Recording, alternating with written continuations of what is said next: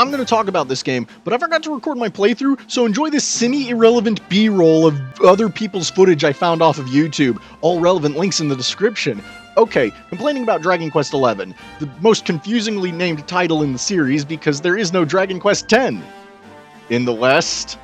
So, much like the previous game, Dragon Quest IX, 11 here features a weirdly huge post-game, except it's not actually the post-game. Like, there's still more main quest after the credits rolled for some reason. Like, why would you roll the credits at that point then? But I played a bit of this post-game and can safely say that I don't want to know what happens next. This is apparently the true ending, and it'll apparently get us some closure on that shadowy toggle from the opening, so I guess it's canon, but I've already been playing for 67 hours, but apparently I didn't save the world hard enough. No, we have to go back in time to the first Thanksgiving to get turkeys off the menu. I'm losing my fucking marbles. The thing is, because of the way time travel works in this canon, going back in time means destroying the future we came from. In order to attempt to kill the final boss before he can go and commit mass killicide, we have to undo the victory over him we just achieved. Just a reminder that Veronica sacrificed herself so that we could get another chance at stopping Mordegan. I'm pretty sure she would not be okay with us risking the victory she literally died for just for a chance for us to get her back.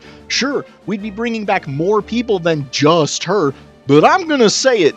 One of the things I liked about the normal ending was that it didn't puss out. This wasn't one of those everyone who dies magically comes back to life things, and to even imply that the true ending is going to undo that is a huge disappointment to me. On top of all of that, only one person can use the time sphere, and of course it's going to be the protagonist, not because the others lack the confidence to do it, but because the time sphere can only be used by the Luminary and only with the Sword of Light. When I heard that shit, I can guarantee my reaction was not what the developers intended. I wasn't worried about leaving the current version of my friends behind, and I wasn't encouraged to erase these tragic memories from them and bring them back to happier times. This was groan-inducing.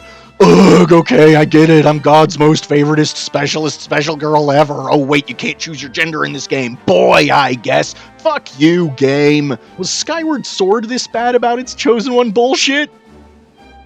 Yes. Actually, can we talk about that for a hot minute? Not Skyward Sword, the gender thing. I really hate that we can't select the protagonist's gender in 11. This is a huge step down from 9's full character customizer, but even Dragon Quest 3 and 4 let us choose the protagonist's sex because the protagonist is supposed to be the player. But don't worry, for the extra dysphoric players out there, the game has one accessibility feature. You can, turn off the protagonist's voice stabs. Cool! Thank you, game! The game still calls you he, though. Why does the series keep doing this? Why do they keep taking this away from us? I may not have seen 11's true ending, but I played through the main campaign up to that point, and I think I can pretty safely say that there is no reason, none, whatsoever, that the player shouldn't have the option to play as their preferred gender. It'd be too expensive to record separate lines for each version of the protagonist. 1. No, it wouldn't. 2. Just say they. But there's a scene where Eric and you head into the steam baths, and if you were a different gender, you couldn't have the conversation. Eric has a sister. Just switch their roles in the story depending on the player. Alternatively, just make the sauna unisex. We're fully clothed anyway, so it's not like it matters. But then they'd have to have 2 versions of every pre-rendered cutscene, and those are definitely expensive. Here's an idea. Maybe don't have these hideous immersion-breaking pre-rendered cutscenes doing what could be done better with in-engine graphics. Pre-rendered cutscenes are bad, actually, and if someone thinks a game not having them is a legitimate problem that needs to be criticized, then they have nothing of value to say. But it wouldn't be fair. Some achievements would be locked off to the female character because they can't get a puff-puff. We could if the developers weren't fucking cowards. That got a little off topic. What was I talking about? Oh right, did I mention how stupid this plan is yet? This whole time travel thing might not even work. Sure, using the time sphere may let us travel back in time, but it may also just kill us. Or it could stop time entirely and kill everyone forever. All for the chance of beating the villain we already beat better than we already beat him. I don't like lying. I can't realistically say that I wouldn't be tempted by the concept of using a magic thing to bring one of my own siblings back from the dead. Losing one of them would be tantamount to losing part of my soul.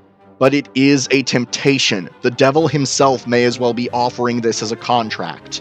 Yes, the villain did bad things and a lot of people died, and that's sad, but the thing we're wagering in this gamble is the lives of everyone who lived the first time around, and all of the character development that Sylvando and Eric got. The only reason we were able to save Eric's sister from being stuck as a golden statue forever is because Mordegan thought to use her as a pawn, freeing her from her prison and making her part of the SS. What about her, huh? She was awake that entire time. Her soul didn't get to go back to Yggdrasil. Doesn't she deserve to be free of that torment? How are we going to rescue her if we take out Mordegan early? Probably with some Deus Ex Machina luminary bullshit, right? If there's one thing that Justin Grandia taught me, it's the basics of how to be an adventurer, and no self-respecting adventurer would ever take an unnecessary risk, especially not one this absurd, this dangerous, this stupid, this, dare I say, selfish.